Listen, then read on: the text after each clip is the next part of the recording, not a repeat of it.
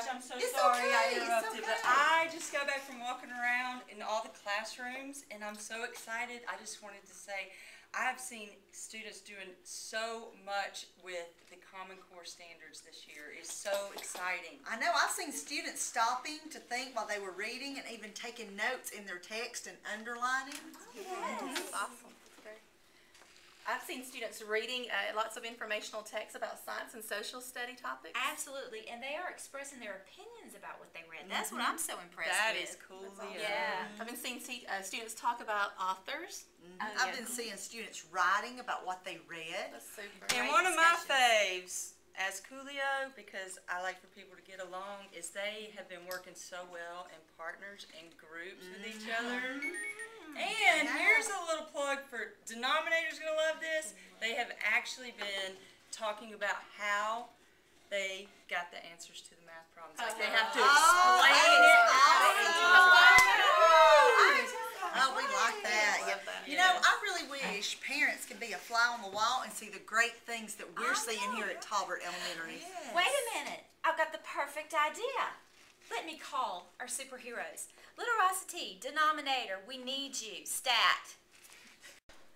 There they are. There they are. Oh, thank goodness. Peace, love, reading and writing. Exactly. What's the problem, Bob? Well, our problem is we've been sitting here talking about the great things we are seeing here at Tolbert Elementary School, and we were trying to think of a great way to show parents so that they can see what's happening here. Do you have any ideas? I do have a good idea, Agent A. I believe that I can sneak around this school with a video camera, and I can just be a fly on the wall. I can get great examples of boys and girls and what they're doing with Common Core and how they're thinking as they read. And I can show it at upcoming reading and math night. I can video too, plus I can gather some students for a demonstration on math night. Oh, guys, that's an will be excellent awesome. idea. Woo! Good job, guys. That is so cool.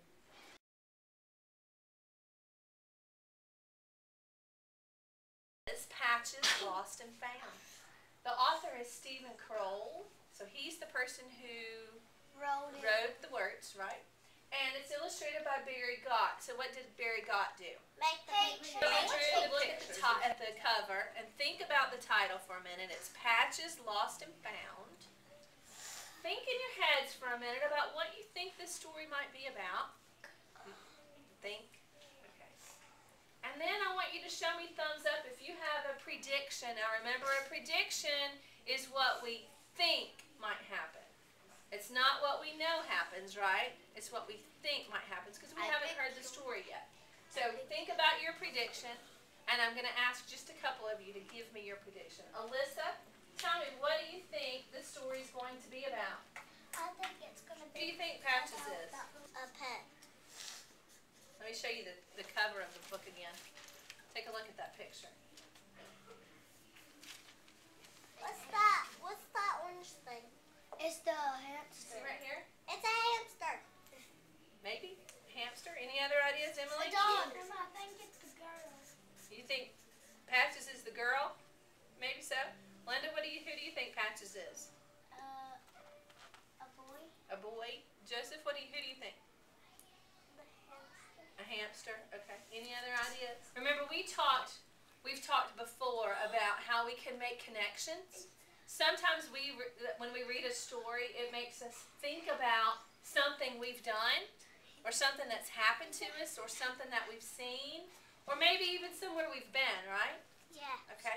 Another connection that we might be able to make is to another book, a book that we've heard or that we've read, okay? I want you to listen and as we read and see if this makes you think of anything, helps you make connections. Jenny, you're exactly right. So Kevin just said that this makes him think about Joseph. Because when Joseph is finished with his work, he loves to turn his paper over and draw pictures. That's a great connection, isn't it? You made a connection to yourself with a friend, didn't you? And that reminds me of a book, because that book, he loves to draw picture. You're exactly right. So that's a text-to-text Dog connection, right? and the dog's getting pictures. Whenever I lost my dog, he's done in the yard. Ryan said, I think it will be that Patches is lost. Well, who was Patches? The little The guinea pig. And was it correct that he was lost? Yes. Yes, so that prediction is correct, isn't it? So we can mark both of those. Yes, it is about the little girl. And yes, it was that Patches was lost. Now, we made two predictions about what kind of animal we thought Patches was. We said he was a hamster. Was he a hamster? Yes. No? Was he a squirrel? No. No. He was What a guinea pig. A guinea pig, right. All right.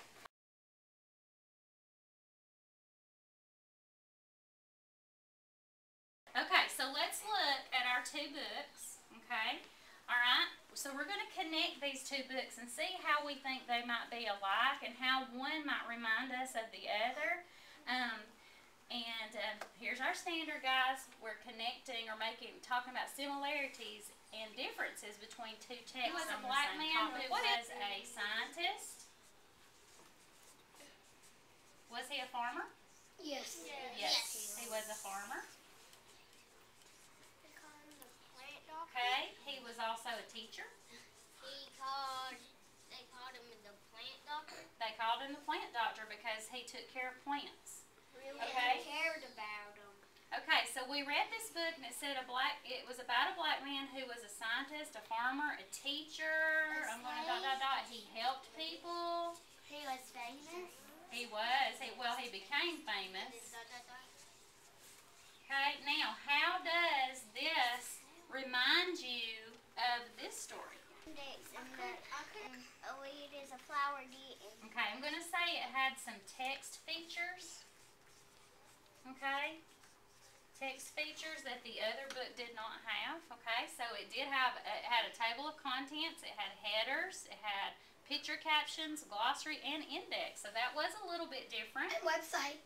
Okay, and websites. Okay, Braxton, can you tell me something else different? A weed is a flower is colored, but the others not. Okay, the pictures in here are color pictures, and the pict's in here are black and white. What did we say about these pictures? They were took. Okay, so this one had, put a new one. This one had real pictures. Now, did you like seeing the real pictures of George Washington Carver? Yes. It's kind of neat sometimes to put a face with the person that we're reading about, right? Okay, yes, Griffin. That one told more information. It was longer than that one. It was a longer book. It had chapters. Okay. And good stuff. Now, let me ask y'all a question. Okay, this author was Aliki, and this author was Judy Monroe. Why do you think these people wrote these books?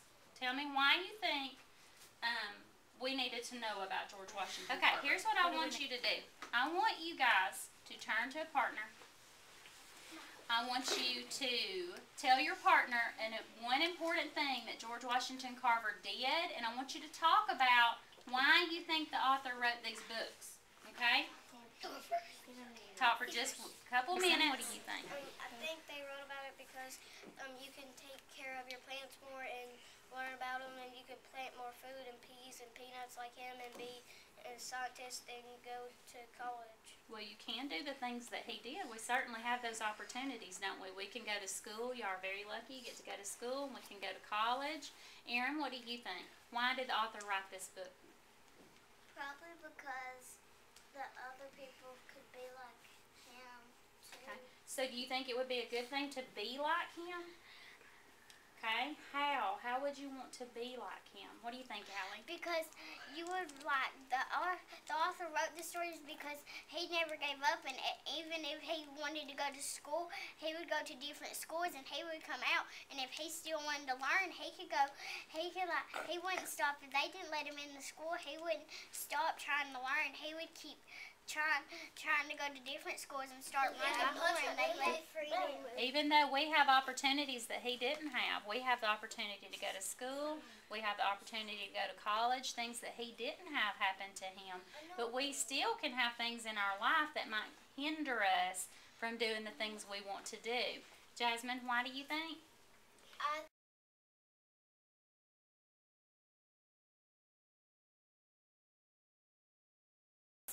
What's the big word for it that we've been talking about?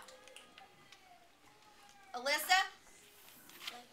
Segregation. Thank you. Very good. Or segregate. What? Or segregate. Very good. And what does that mean? Separating two groups. Separating two groups. Very good job. Segregation of classes. All right. So thinking about this book that we've talked about, Martin Luther King, who can compare Rosa Parks and Martin Luther King Jr.? They both went to jail. Very good. Braden. They both wanted to end segregation. They both wanted to end segregation. Brooke. They both were brave. They both were brave. Austin. They both made the boycott. They're both in the boycott. Okay, very good. What boycott? The bus boycott. The bus boycott. Where was that? Montgomery, Alabama. Woo! Good job. How about Martin Luther King Jr. and Jackie Robinson? How can we compare those two people? Addie? How are they alike? Because Jackie Robinson and Buffalo Luther King were brave, and they both wanted to end segregation. Okay. Jackie Robinson, though, wanted to end segregation about whites and baseball, like whites and blacks should be able to play baseball together. Very good. Right. Now, back to Martin Luther King Jr. Let's talk about how he felt. Can you find something in the book that would have told us about that? What section would we have looked at that talks about how Martin Luther King felt? When he was younger, him and his teacher, they had to stand up the whole ride home Okay. because white people got on the bus. Where was that in our book? Page. Looks like Addie's already there. I don't know. And he would have felt very bad then. He did feel very bad. We learned about that. Okay? This is when he and his teacher had to stand up the whole entire trip home. Brant, what else? He felt sad when he had no friends on page 12. Page 12, when he was a little boy. He had to be separated from his best friend. Yep. Yep. There's his best friend. He was a little white boy. And when they started to school, what happened? They got separated. All right. Their parents told him they couldn't be friends anymore, so he probably felt very sad then. Okay, so he had lots of different emotions in his life. He felt sad sometimes.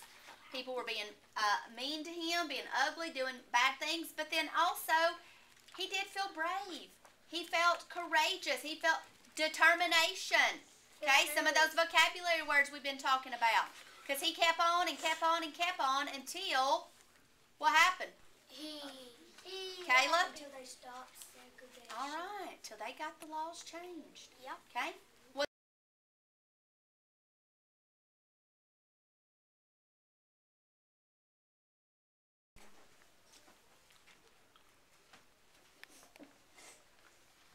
Hey, Walker, what are y'all reading? Winn-Dixie. Let me see the cover. Because of Winn-Dixie. What are y'all doing with that book today? Today we're reading chapters 6 and 7, then we're reading it with Miss Taylor, and now we're discussing it. Oh, cool. Okay, thanks. Partner have a question. You have question 1, 2, 3, or 4. Listen, please. We're going to review today with question 5. The question says, what does Winn-Dixie do to show that he has a large heart? He puts his Please? hand in the lap and starts doing sighs. What page was that on? Do you remember? Let's go back and look in the book, and let's just focus on chapter 6 and 7. Page 43. Okay, so on page 43, it says, what does it say to answer our question? What does Winn-Dixie do to show that he has a large heart? He puts his head in the lap and starts sighing. Do you see how you are going to read your question and then go back into the text, write down what page number you found the answer, and then write the answer down? Please remember, some of you may need to use more than one page. Go ahead with your partner and get started.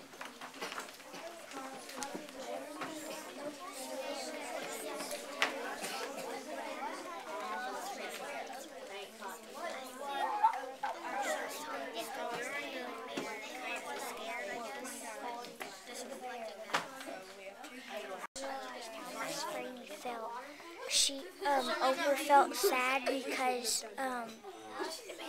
Miss Franny Block didn't have no friends when she got old, and then when she was a little girl she had friends, and Opal asked her if she wanted to be her friend, and like Miss Franny Block was like, really? Oh. Alright guys, so your question says, how did the Herman W. Block Memorial Library come to get its name? What pages did you look at? 45 and 46. But was this a little bit tricky? Yes, ma'am. Why was it tricky? Because you had to infer. What do you mean you had to infer? You had to make a good educated guess. So you just guessed it out of your brain, or what did you do before you had to guess it? We read some of the pages.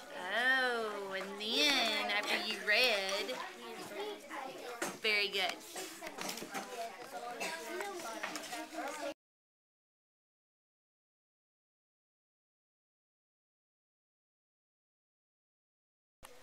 What does that mean? Like scared. Like Scared? Did the author say scared? And shaking is kind of like no. Do you understand? Have you been trembling and shaking before, Holly? I have. Never trembling or shaking? I hate it when people open my window. I don't have a lock for my window. Oh no. Come on, I said. Let me help you up. It's okay. I stuck out my hand as Miss Franny took hold of it, and I pulled her up off the Floor. Okay, so some of you are reading by yourselves, some of you are reading in groups, some of you are reading these Winn-Dixie chapters with Mr. Etheridge. Lexi, you've just read chapter 6 and 7 too, and I see you're answering some questions. All right, your question says, why was Miss Franny so scared by Winn-Dixie? Why was she acting all embarrassed? She thought that Winn-Dixie was a bear because a bear come in there once and took the books. Oh, I remember that part. Awesome. Keep reading.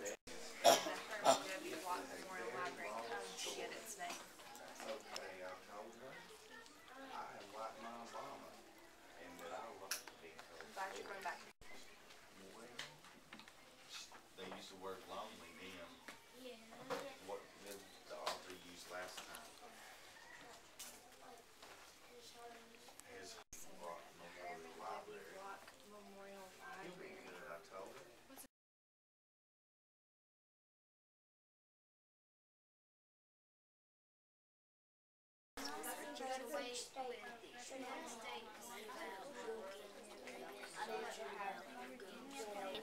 They argue about stuff that starts arguing about. They're like us. They're honored humans.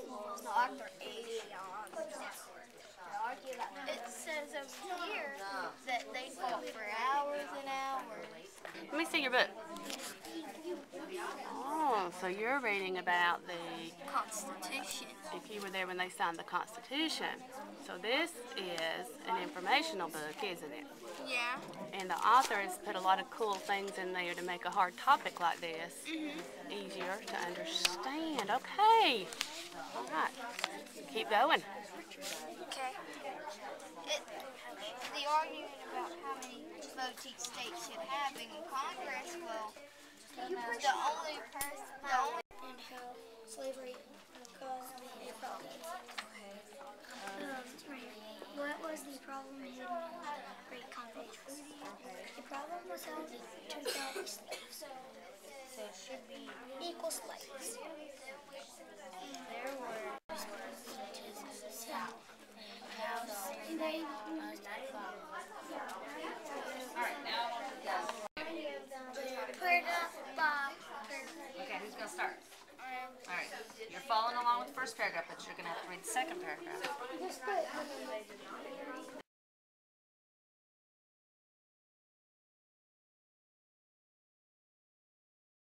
When we went to war with Japan, America was afraid that we had enemies living amongst us. People who were secretly friends with Japan that were living in America, because America's a melting pot. We have people from all over the world living here. And so until we could determine what was going on, America decided that they were going to intern Japanese Americans.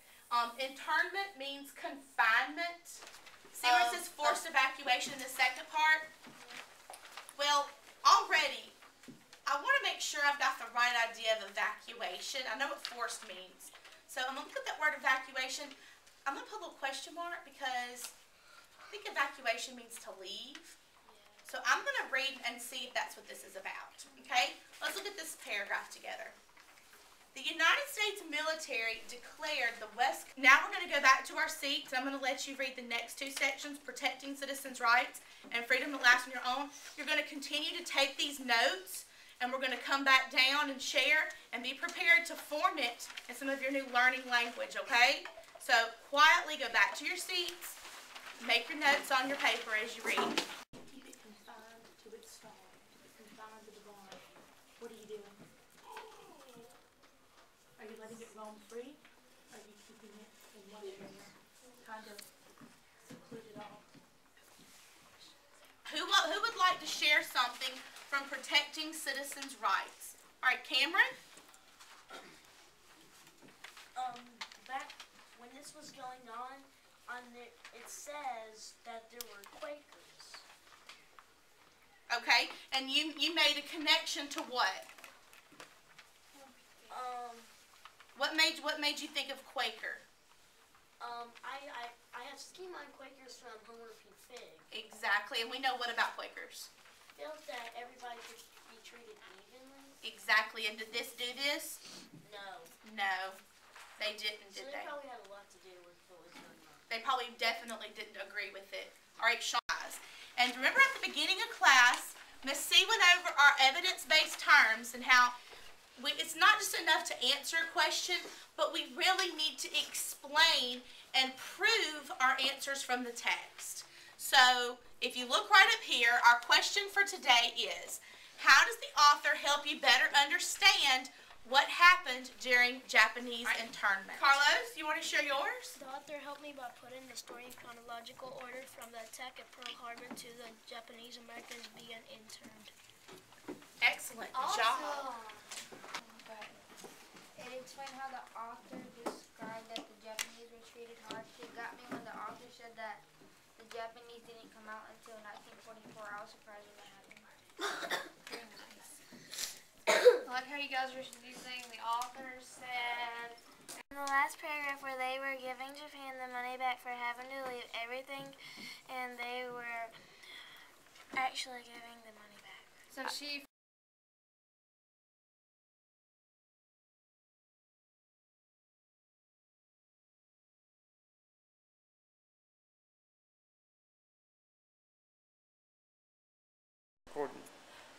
Tolbert Elementary School will do whatever it takes.